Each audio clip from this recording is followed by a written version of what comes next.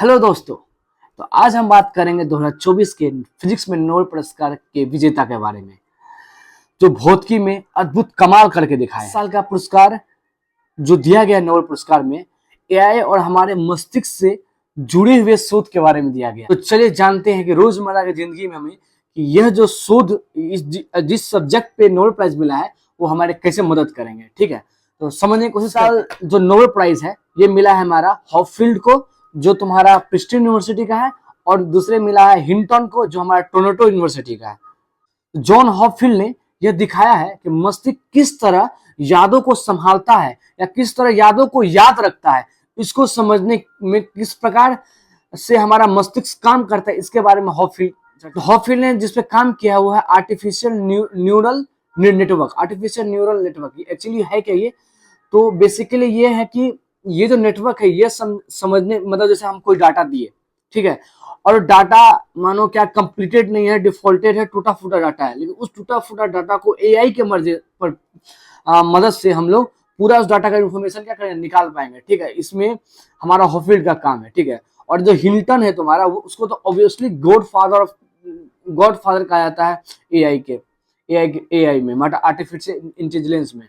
तो उन्होंने एक ऐसा कंप्यूटर बनाया कर सकते हैं या ऐसा मशीन बनाया है, ये कर सकते हैं हम, एक ऐसा मशीन बनाया है जिसमें मतलब यदि कोई डाटा है उसका छुपा हुआ पैटर्न जो भी है उस पैटर्न को भी वो एआई की मदद से क्या करेगा, उसको स्टडी कर पाएगा। तो ये एक खास अचीवमेंट है कि एआई के जरिए हम लोग ये जान पाएंगे कि हमारा ब्रेन कैसे काम करता है, हमारा ब्रेन किसी भी चीज को याद कैसे रखता है। और दूसरा हम लोग क्या जान पाएंगे कि जो हमारा हिंटन साहब जो गॉड फादर ऑफ एआई है, उन्होंने एक मशीन का मतलब क्या बोलते विकसित किया है, जिसके कारण हम लोग ये जो तुम्हारा डाटा है जो मतलब क्या बोल सकते हैं टूटी फूटी डाटा है, जिसके बारे में पूरा प्रॉपर इंफॉर्मेशन भी नहीं है, उसको हम लोग इस मशीन के तहत हम लोग क्या कर पाएंगे कि एक प्रॉपर इंफॉर्मेशन ऑब्टेन कर पाएंगे। Very great achievement by human being. ठीक है, तो जिस टॉपिक में हमें नोबेल प्राइज मिला है तो इसका इम्पैक्ट हमारे लाइफ में क्या होगा, तो ये बात हम लोग था करते हैं। तो ऑब्वियसली ये जो हमारा स्टडी है, रिसर्च है, ये किस पे है, एआई पे है। और तो आप देखो अभी कि अभी सब कुछ एआई है, मतलब तुम्हारा मोबाइल में ओपन एआई है, एआई के थ्रू हम लोग कुछ भी पूछ सकते हैं, असाइनमेंट तक बनवा लेते हो तुम लोग, या हम लोग सब हर क्वेश्चन का सवाल जवाब दे देता है। तुम सपोज करो कि अब एक मशीन है मतलब, और वो उसका जो दिमाग है किसी तरह काम करे, ह्यूमन माइंड की तरह काम करे, क्योंकि जो हॉपफील्ड है उन्होंने इसी चीज को जो समझा है कि हमारा जो ह्यूमन माइंड है वो किस प्रकार चीजों को याद रखता है या किस प्रकार चीजों को फंक्शन करता है। तो अब इसके मदद से हम लोग मतलब एक मशीन, और ये हमारा तो हिंटन है वो क्या एक मशीन का विकसित किया है।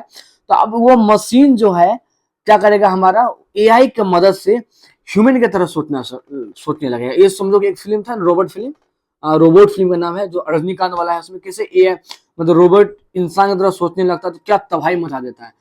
तो इसका मतलब पॉजिटिव वे में भी काम हो सकता है।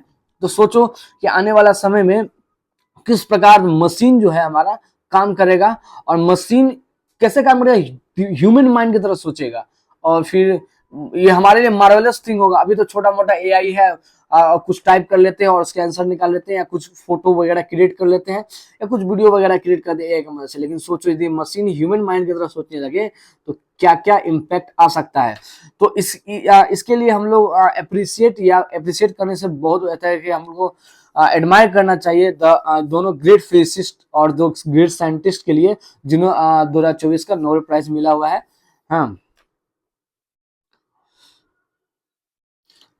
और इस प्रकार मशीन और एआई का बीच में एक अलग आयाम खुल रहा है, एक नया तकनीक आयाम खुल रहा है। ठीक है, तो फिर अभी के लिए बस इतना ही, और अधिक जानकारी पाने के लिए आप मेरे साथ जुड़े रहें। और अच्छा लगा वीडियो तो लाइक करें, सब्सक्राइब करें और शेयर करें अपने दोस्तों के साथ। और खैर हम लोग अब साइंस या टेक्नोलॉजी पे बात करते रहेंगे। ठीक है, अभी तो स्टार्ट है, we will discuss later on more and more videos. Thank you so much.